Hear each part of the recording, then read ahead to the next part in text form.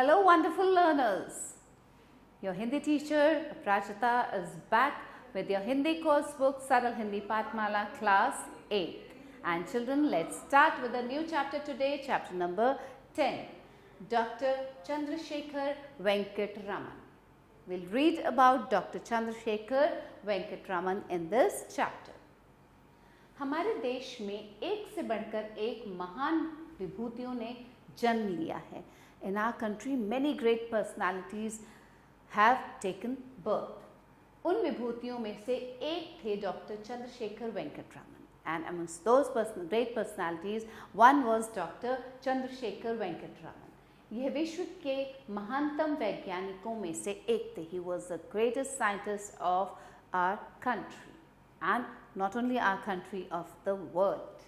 इन्होंने प्रकाश के प्रकीर्ण की खोज की. He discovered the scattering of the light. How does the light scatter? इनकी खोज का नाम रमन इफेक्ट रखा गया, and his discovery was named Raman effect. इस खोज के लिए उन्हें भौतिकी में सन 1930 में नोबेल पुरस्कार से सम्मानित किया गया. And for this discovery he was given the Nobel Prize was given to him. Doctor Chandrashekhar Venkat Raman को सीवी रमन के नाम से भी जाना जाता है. And Dr. Chandrasekhar Venkat Raman is also known as, he is famous as C.V. Raman.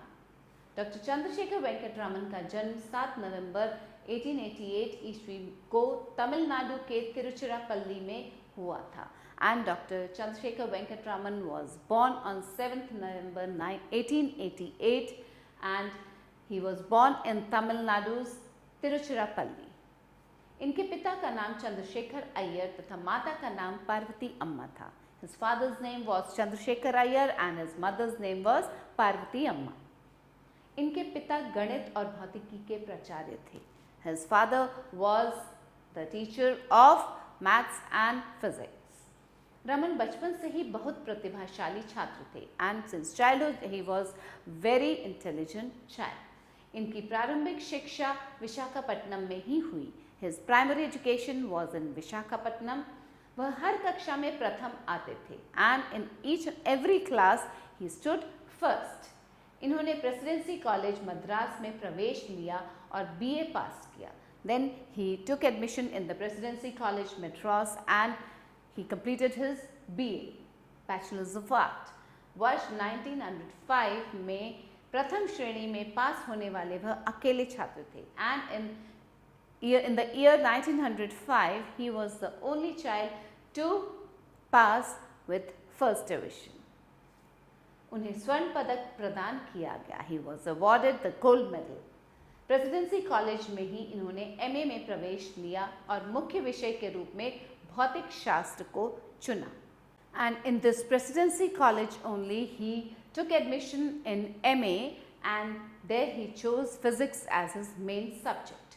जब वह MA कर रहे थे तब वे कक्षा में बहुत कम जाते थे और अपना अधिकतम समय कॉलेज की प्रयोगशाला में बिताते थे. And when he was doing his MA he rarely used to go to the class. He spent most of his time in the laboratory. उनके प्रोफेसर उनकी प्रतिभा को अच्छी तरह जानते थे. And his professor knew his intelligence very well. इसलिए उन्हें स्वतंत्रता पूर्वक पढ़ने देते थे. And the professors also, they knew about his intelligence, so they never used to interrupt him or stop him from doing anything. Whatever he liked, in whichever way he liked to study, he studied. CV Raman जब 18 वर्ष के थे तब उनका एक लेख London में प्रकाशित होने वाली फिलोसॉफिकल पत्रिका में छपा था. When C.V. Raman was 18 years old, then one of his write-ups was there in the philosophical editor. There was a magazine, philosophical magazine, in which his write-up was printed. वर्ष 1907 में उन्होंने उच्च विशिष्टता के साथ भौतिक विज्ञान में मास्टर्स की डिग्री प्राप्त की. And in 1907 he got the degree in the physics, master's degree in physics. पढ़ाई पूरी करने के बाद वे कोलकाता में सहायक महालेखापाल के पद पर नियुक्त हुए and after completing his studies in Kolkata he was appointed as the assistant accountant general. उन्होंने एक छोटी सी प्रयोगशाला अपने ही घर में खोल ली थी and he started open a small laboratory in his home only. उन्हें जब भी समय मिलता वे अपने शोध कार्यों में लग जाते थे and when ever he got time he did something in his that small laboratory. वर्ष 1917 में रमन ने सरकारी नौकरी छोड़ दी और कलकत्ता विश्वविद्यालय में प्रोफेसर के पद पर नियुक्त हो गए and in 1917 Raman, what did Raman do? He left his government job and in the Kolkata University he was appointed as a professor. 28 फरवरी 1928 को इन्होंने रमन इफेक्ट की खोज की and on 28 February 1928 he found the Raman effect. इसकी घोषणा इन्होंने अगले ही दिन विदेशी प्रेस में कर दी and he declared this the very next day. He declared this in a foreign press. Doctor C V Raman ने संगीत के क्षेत्र में भी महत्वपूर्ण योगदान दिया and doctor C V Raman gave his contribution in the field of music too. उन्होंने तबला और मृदंगम के सनादी हार्मोनिक की प्रकृति की खोज की and he found the harmonica of tabla and mridangam. उन्होंने बेंगलुरु में रमन रिसर्च इंस्टीट्यूट की स्थापना की and in Bengaluru he made the Raman Research Institute. वर्ष 1924 में रमन को लंदन की रॉयल सोसाइटी का सदस्य बनाया गया। 1924 Raman was made the member of London Royal Society. 28 फरवरी 1928 को रमन प्रभाव की खोज होने के कारण 28 फरवरी को विज्ञान दिवस के रूप में मनाया जाता है।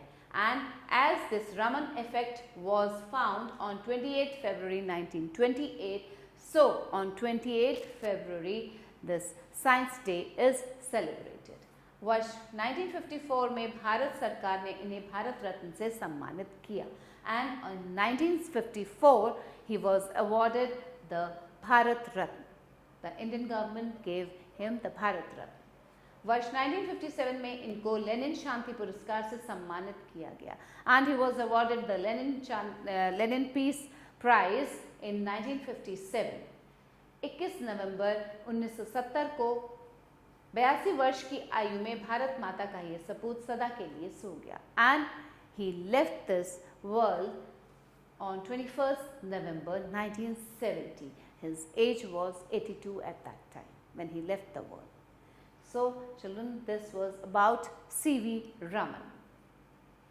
So what did you learn from this lesson?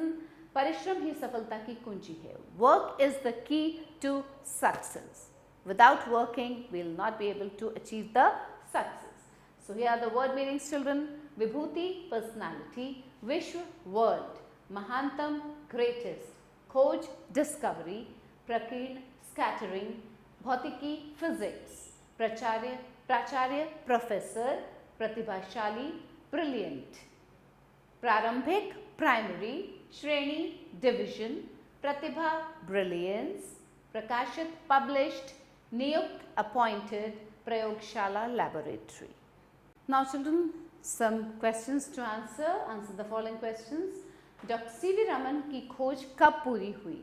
Doctor CV Raman, when did he complete his discovery? 28 February 1928. Okay? Doctor CV Raman ने सबसे पहले किस पद पर नौकरी की? The very first job which he did was सहायक महालेखापाल, Assistant Accountant General. Doctor CV Raman का देहांत कब हुआ? When he died, 21 November 1970. Now, take the correct option. Raman का जन्म किस राज्य में हुआ? In which state he was born? Tamil Nadu, Odisha, Kerala, Tamil Nadu. Next is Raman के पिताजी क्या थे? किसान, प्राचार्य, वैज्ञानिक. What was Raman's father? He was a teacher. Raman ने किसकी खोज की थी? What did he found? What did Raman found? अंधकार की, ब्लैक होल की, प्रकाश प्रकीर्ण की, प्रकाश प्रकीर्णन, स्कैटरिंग ऑफ लाइट। रमन ने बीए कब पास किया? 1905 ईस्वी में, 1915 ईस्वी में, 1920 ईस्वी में। Raman pass his BA in 1905। Raman को नोबेल पुरस्कार से कब सम्मानित किया गया? When did he get the Nobel prize? 1910 ईस्वी में, 1920 ईस्वी में, 1930 ईस्वी में, 1930। Now fill in the blanks. Dr. Chandrasekhar महान डैश थे. He was a great scientist, वैज्ञानिक,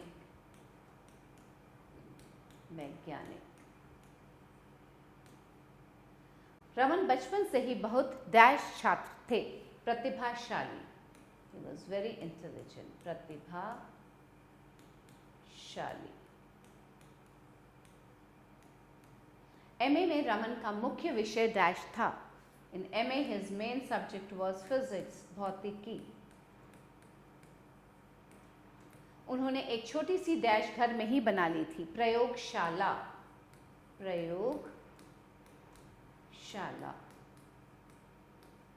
रमन को डैश की रॉयल सोसाइटी का सदस्य बनाया गया था. He was made the member of London Royal Society. Okay? So now children, let's answer the following questions. Raman का जन्म कब और कहाँ हुआ था? रमन का जन्म 7 नवंबर 1888 ईस्वी में तमिलनाडु के तिरुचिरापल्ली में हुआ था. रमन के माता पिता का क्या नाम था? What was the name of his mother and father? माता का नाम पार्वती अम्मा, पिता का नाम चंद्रशेखर अय्यर. रमन ने संगीत के क्षेत्र में क्या योगदान दिया? In the field of music, what did he contribute? Tabla और मृदंगम के सनादी मीन्स हार्मोनिक की प्रकृति की खोज की उन्होंने. रमन को लेनिन शांति पुरस्कार से कब सम्मानित किया गया? He was awarded Lenin Peace Award in 1957. Raman को भारत रत्न से कब सम्मानित किया गया? Raman was awarded the Bharat Ratna in 1954. Now we come to the language section, children. निम्नलिखित शब्दों की वर्तनी सही कीजिए. Correct the spellings of the following words. Vibhuti. So the correct spelling is vibhuti. It's vibhuti.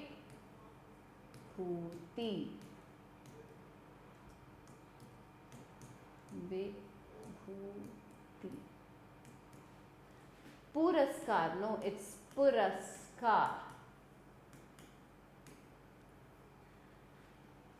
प्रचार्य. प्राचार्य. प्रतिभा. No, it's प्रतिभा. परिकाशित. इट्स प्रकाशित. परीक्षा. इट्स परीक्षा. घोषणा. The correct word is घोषणा. सपूत. No, it's सपूत. निम्नलिखित शब्दों का हिंदी अर्थ लिखिए. Write the Hindi meanings of the following. World. दुनिया. Greatest. महानतम. महानतम. Brilliant. प्रतिभाशाली.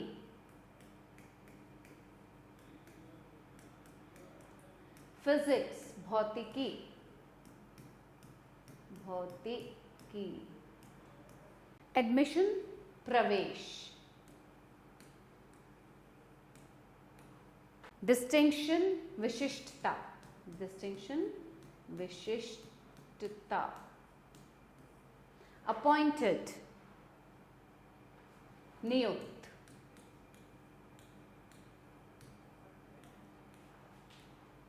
And children, research is खोज. Okay?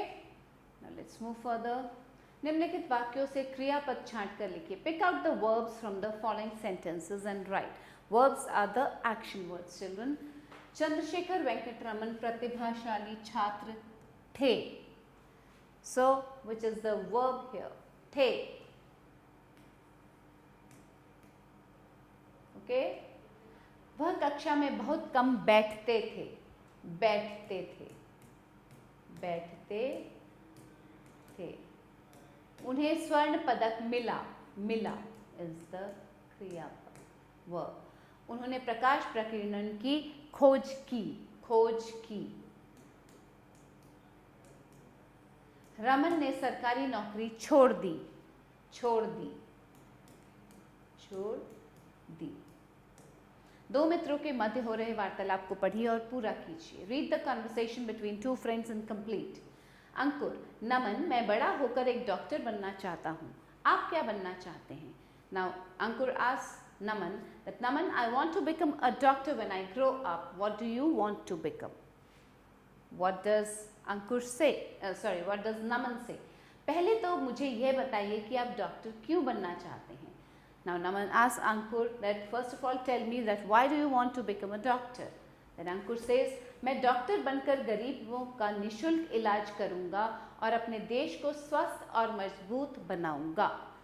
लेकिन आगे सवाल करने से पहले अपने बारे में बताइए। Now Ankur says that I'll treat the poor without any charge and make my country healthy and strong. But before asking anything, just tell me about yourself. Now Naman says आपकी सोच बहुत अच्छी है, लेकिन मैं तो एक इंजीनियर बनना चाहता हूँ।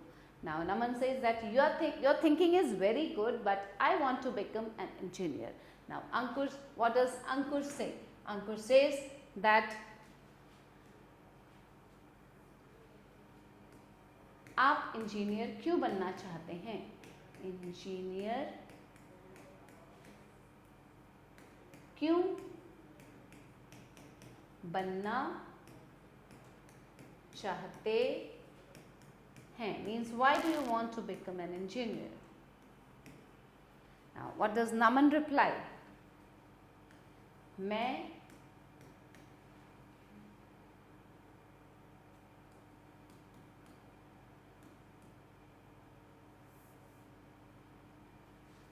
Engineer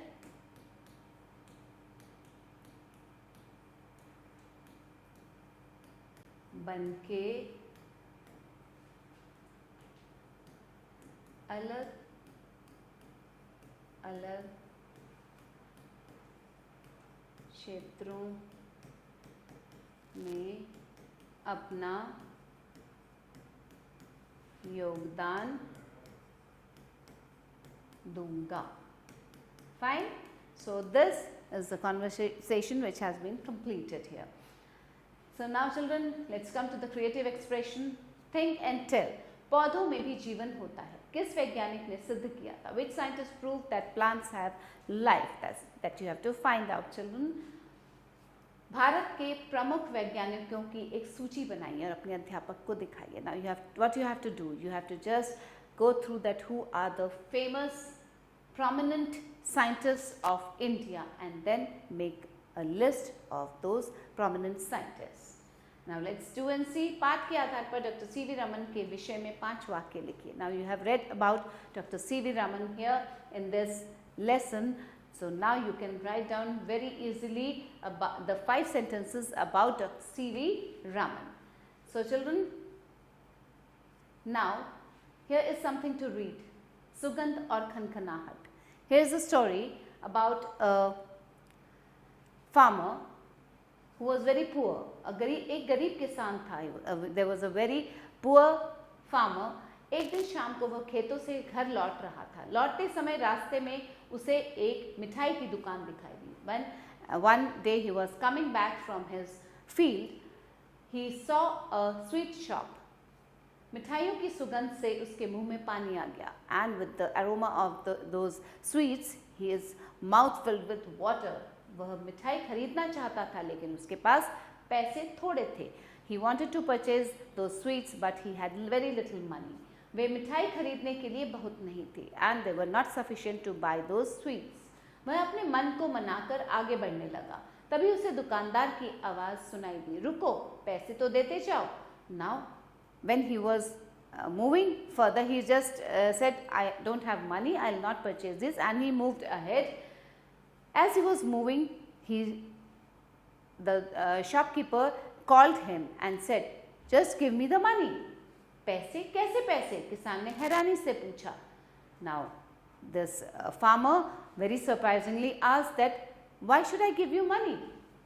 And for what?" मिठाई के और कैसे? दुकानदार ने कहा. The shopkeeper said that you will give me the money of the sweets. मैंने तो मिठाई खाई ही नहीं, किसान ने जवाब दिया. Now the farmer said that I had not eaten any sweet. लेकिन तुमने मिठाई की सुगंध तो ली है ना. The shopkeeper said, but you have smelled the aroma of those sweets.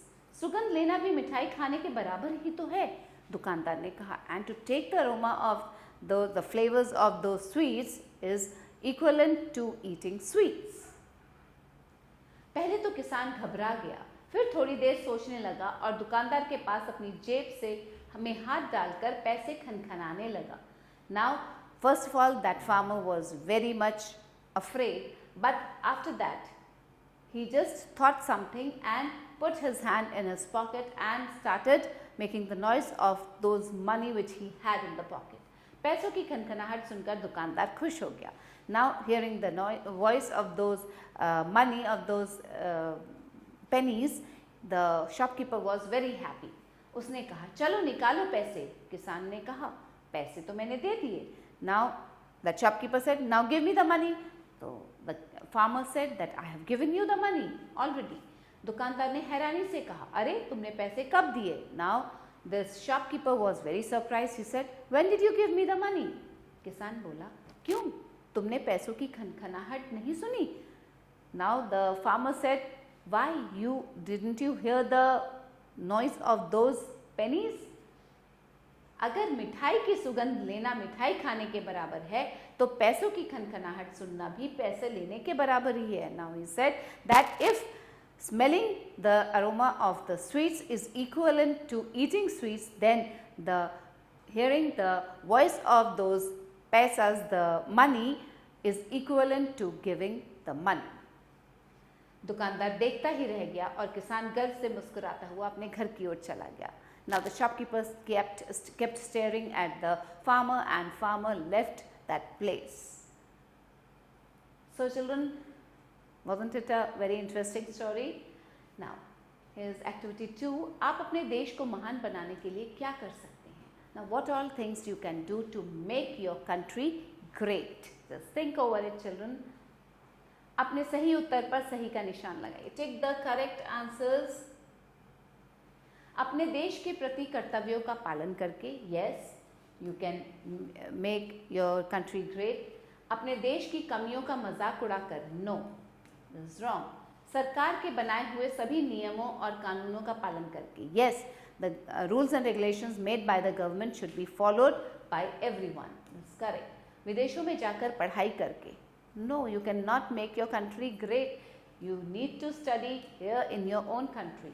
अपने देश को दुनिया में सबसे अच्छा देश बनाने के लिए सभी प्रकार के प्रयास करके, yes, you should do all types of efforts to make your country a great country in the world.